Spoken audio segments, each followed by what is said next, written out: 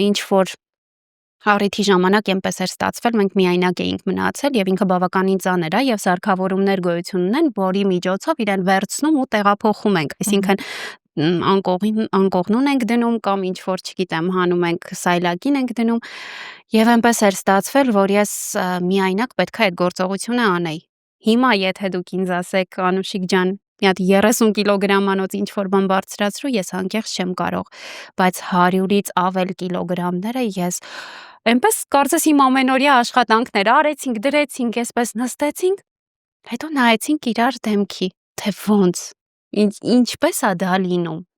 Ձեր սերը ձեզ գերբնական ուժ է տվել։ Անկեղծ եմ ասում, այսինքն այն ամեն ինչը, ինչ որ տրվում է մեզ, դրա հետ մեկտեղ տրվում է երկնային ուժը։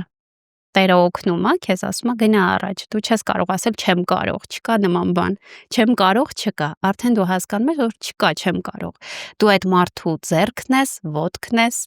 ամեն ինչն ես, դու չես կարող չկարողանալ, չի լինում այդպես,